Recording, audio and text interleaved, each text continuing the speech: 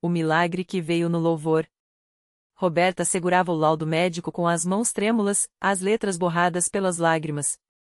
Síndrome de Aicardi-Goutieres, forma grave, progressiva, sem cura conhecida. O neurologista havia sido claro: sua filha, Sofia, de apenas 3 anos, perderia gradualmente as funções motoras, a fala, e provavelmente não viveria além da adolescência. Prepare-se para o pior, dissera o médico, enquanto Roberta sentia o chão sumir sob seus pés.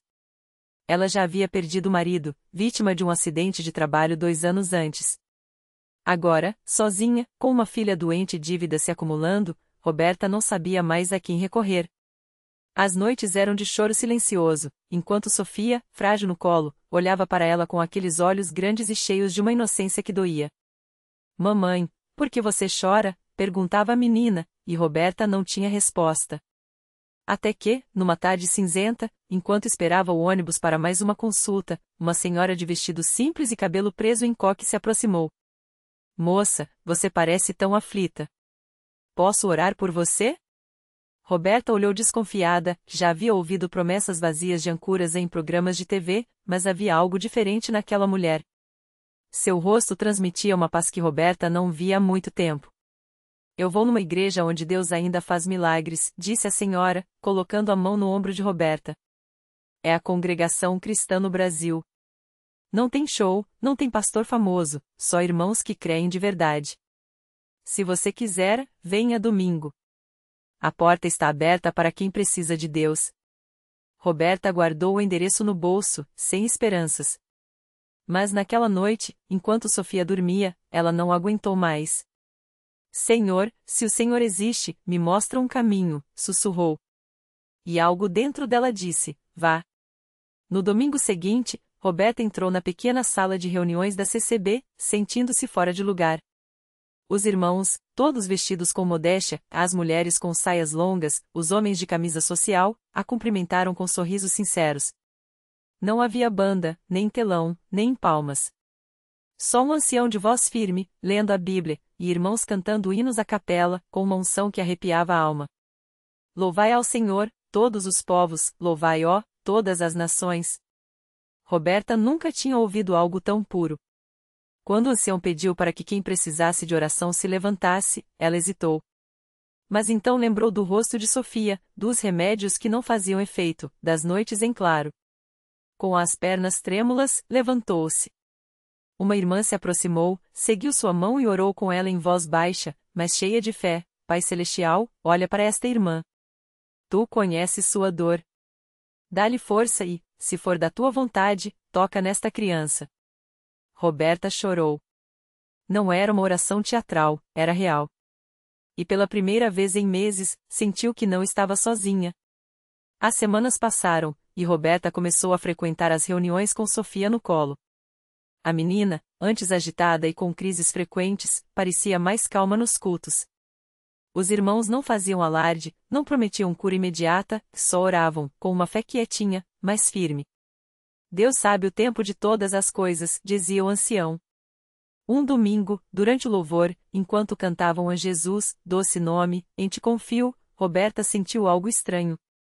Sofia, que sempre ficava quieta em seus braços, começou a mexer as mãozinhas de forma coordenada, algo que não fazia há meses.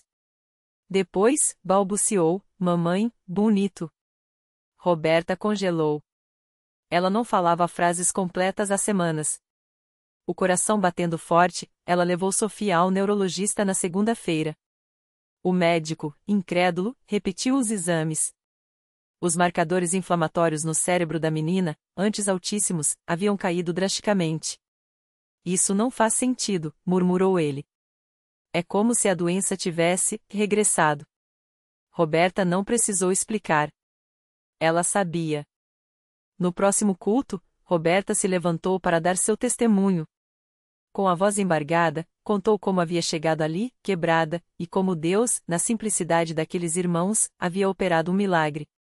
Não foi um homem, não foi um ritual, foi a fé em Cristo, foi a oração sincera, foi o poder de Deus, disse, enquanto irmãos ao seu redor a memavam, com lágrimas nos olhos. Sofia, agora correndo pelos corredores da igrejinha, sim, correndo, era prova viva. O médico havia dito que era inexplicável.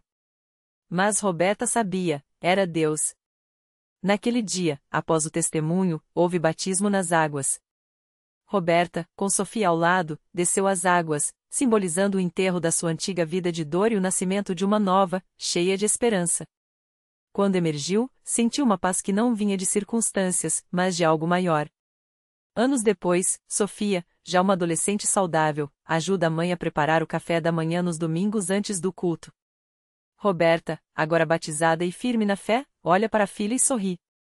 Aprendeu que milagres não são só curas físicas, são a força para seguir quando tudo parece perdido, a mão estendida de um irmão em Cristo, a certeza de que Deus ouve até o choro mais silencioso.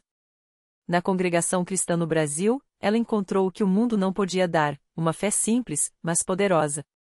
Uma igreja onde o Espírito Santo age não com espetáculo, mas com amor verdadeiro.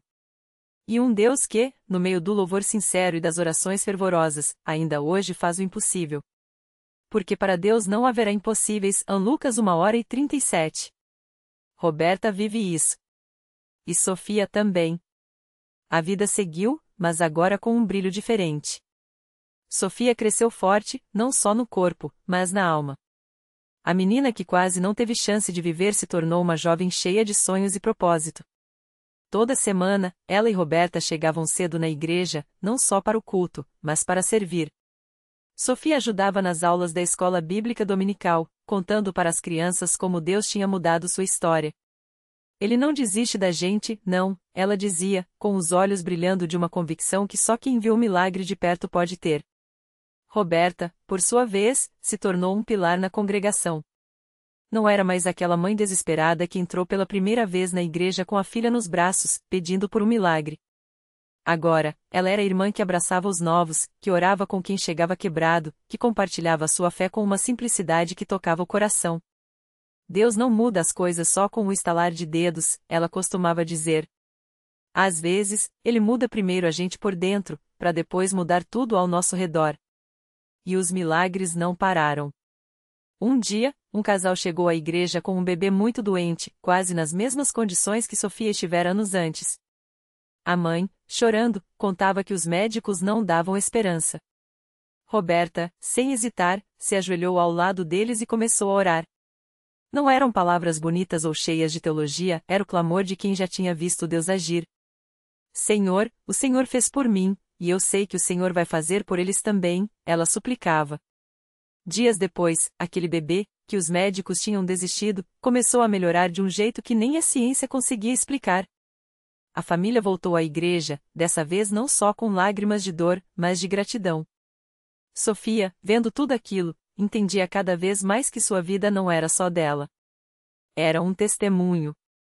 Um sinal de que Deus ainda opera, ainda hoje, nas vidas daqueles que creem. Ela começou a participar dos cultos de jovens, onde compartilhava sua história com outros adolescentes que passavam por lutas, depressão, vícios, famílias desestruturadas.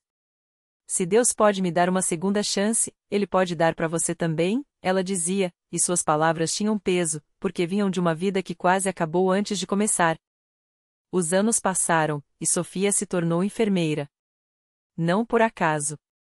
Ela queria estar onde a dor e a esperança se encontram, assim como aconteceu com ela. No hospital onde trabalhava, muitos colegas sabiam de sua história e, mesmo sem entender muito de fé, respeitavam aquela jovem que carregava uma paz diferente. Algumas vezes, ela era chamada para orar por pacientes em estados graves. Não fazia isso como um ritual, mas como quem sabe que, do outro lado da oração, tem um Deus que ouve.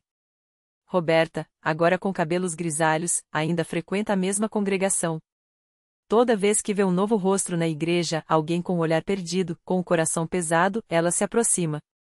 Não com sermões, mas com um abraço apertado e um convite, fica. Deus tem algo para você aqui. Porque ela sabe. Sabe que, muitas vezes, o milagre começa quando a gente decide não sair correndo, não desistir na primeira batalha. E assim, a história de Roberta e Sofia se multiplicou.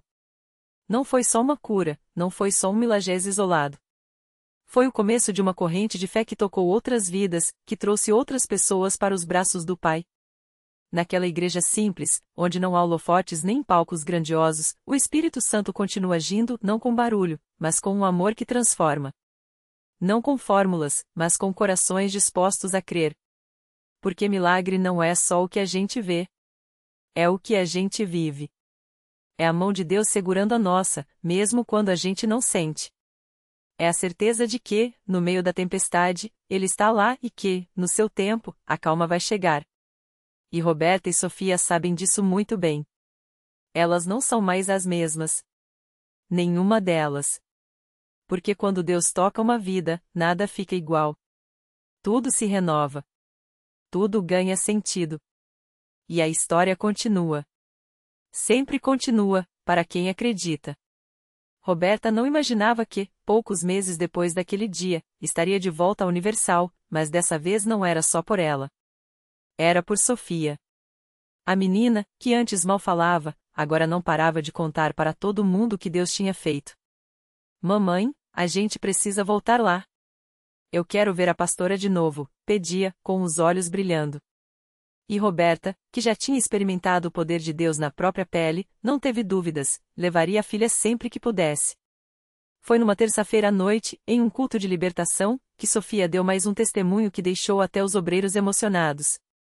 Com a voz firme, apesar dos seus 8 anos, ela contou como Deus a livrou daquela dor que os médicos não conseguiam explicar. Eles falavam que eu ia precisar de remédio para sempre, mas Jesus me curou, declarou, segurando o microfone com as 2 mãozinhas. O auditório explodiu em glórias a Deus, e muitas pessoas na plateia choravam, porque elas também precisavam de um milagre assim. Foi então que uma mulher chamada Marisa, que estava sentada nos fundos, se levantou. Ela tinha ouvido falar da história de Sofia por uma amiga e resolveu vir pela primeira vez. Mas não era só curiosidade não. Marisa carregava um peso há anos. Seu filho, Lucas, de 16 anos, estava preso nas drogas. Ela já tinha tentado de tudo, clínicas, médicos, até ameaças, mas nada adiantava. Cada noite era uma tortura, esperando o telefone tocar com más notícias. Até que naquela noite, ouvindo o testemunho daqueles menina, algo dentro dela se quebrou. Não de dor, mas de esperança. Pastora, eu preciso de ajuda, disse ela, se aproximando do altar com lágrimas nos olhos. Meu filho está se perdendo, e eu não aguento mais ver ele assim. A pastora a abraçou forte e orou com ela ali mesmo, enquanto o coro cantava Deus é fiel, Ele não falha, Ele não desiste de você. Marisa saiu dali com uma paz que não sentia há anos. Não porque tudo estivesse resolvido, mas porque, pela primeira vez, ela tinha entregado Lucas nas mãos de Deus de verdade.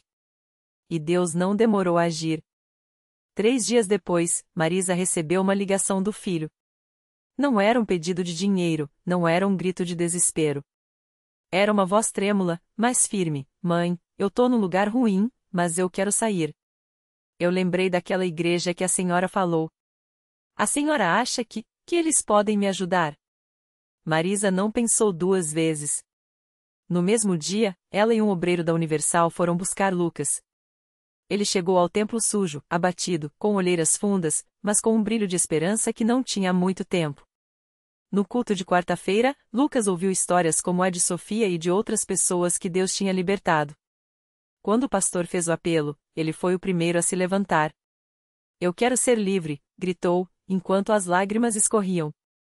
E ali, entre orações e clamores, algo sobrenatural aconteceu. Lucas sentiu como se uma corrente pesada tivesse se partido dentro dele. Não foi fácil, a batalha contra a dependência ainda seria longa, mas dessa vez, ele não estava sozinho. Tinha a igreja, tinha a mãe, e, acima de tudo, tinha Deus. Hoje, 1 ano depois, Lucas está limpo, trabalha como auxiliar em uma oficina mecânica e todos os domingos está na Universal, servindo no departamento de jovens. Marisa, que antes vivia em pânico, agora sorria ao ver o filho de cabeça erguida. Deus não só tirou ele das drogas, ela conta, emocionada. Ele deu um propósito para a vida dele. E assim, como uma pedra jogada num lago, o milagre de Sofia continuou se espalhando. Cada vida tocada se tornou um instrumento de Deus para tocar outras. Naquela igreja, não havia espaço para desânimo, porque os testemunhos eram vivos, reais, cheios da marca de um Deus que não desiste de ninguém. Roberta, que já tinha visto sua filha sarada, agora via sua fé se multiplicando. Ela mesma começou a participar do grupo de oração das mulheres, onde aprendeu que milagre não é só curar o corpo, mas restaurar a alma. Sofia, que antes era tímida, agora ajudava a distribuir folhetos na entrada do templo, com um sorriso que iluminava o rosto de quem chegava. Deus me usou para ajudar outras pessoas, mamãe, dizia, orgulhosa. E é assim que a Universal segue, não como um lugar de palavras bonitas, mas de vidas transformadas.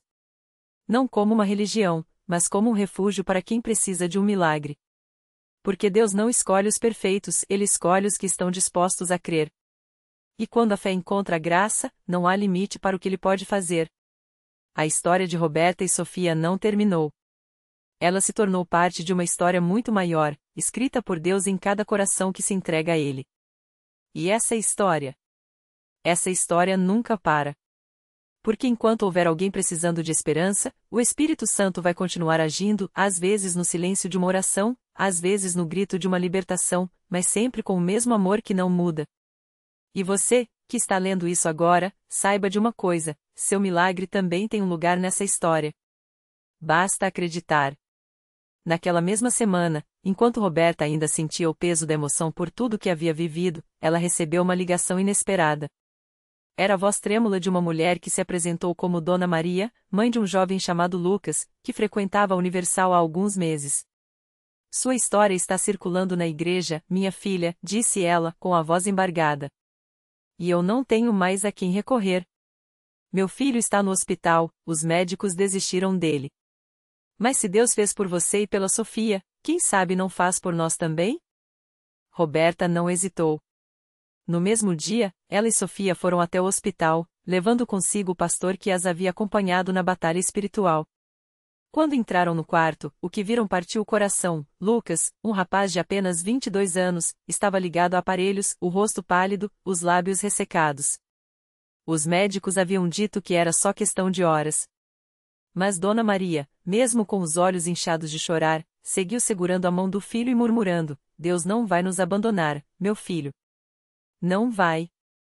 O pastor orou com uma autoridade que só vem de quem já viu o sobrenatural acontecer. Ele impôs as mãos sobre Lucas e declarou, com voz firme: em nome de Jesus, este jovem vai viver. Os pulmões vão se encher de ar, o coração vai bater com força, e os médicos vão testemunhar que só Deus pode fazer isso.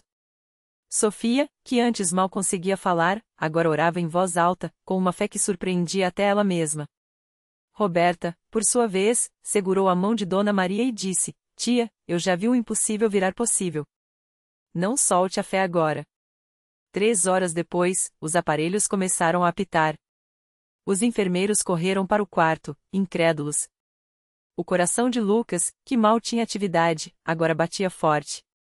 Seus olhos se abriram devagar, como se estivesse acordando de um sono profundo. Os médicos, que haviam assinado o atestado de óbito clínico horas antes, balbuciavam palavras sem sentido, checando monitores, revendo exames. Um deles, mais velho, apenas balançou a cabeça e saiu do quarto, murmurando: isso não tem explicação médica. Dona Maria caiu de joelhos ao lado da cama, chorando de gratidão. Lucas, ainda fraco, olhou para Roberta e Sofia e tentou sorrir. Eu vi uma luz, e uma voz disse que não era minha hora, conseguiu dizer, com a voz rouca. O pastor sorriu e respondeu: não era mesmo, filho. Deus ainda tem um propósito para você. Nos dias seguintes, a notícia do milagre se espalhou. Pessoas que nunca tinham pisado numa igreja começaram a chegar à Universal, muitas delas carregando suas próprias dores, seus próprios acasos impossíveis.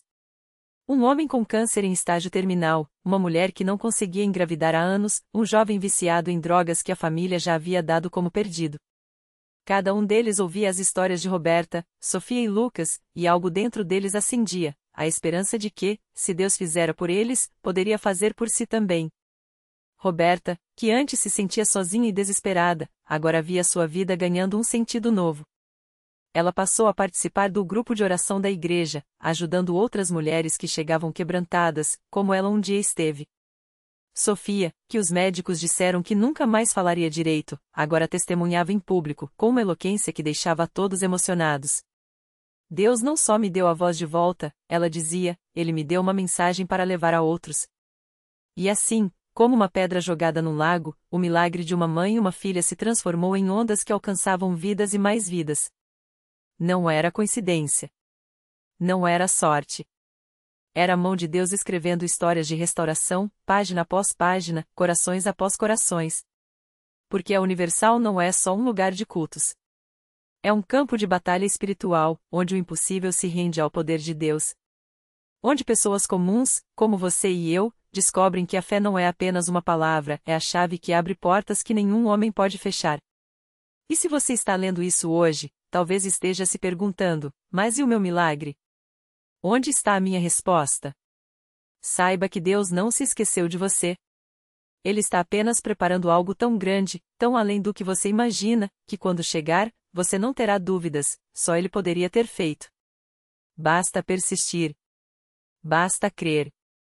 Porque a história de milagres não terminou. Ela está só começando. E o próximo capítulo pode ser o seu. E então, o milagre chegou.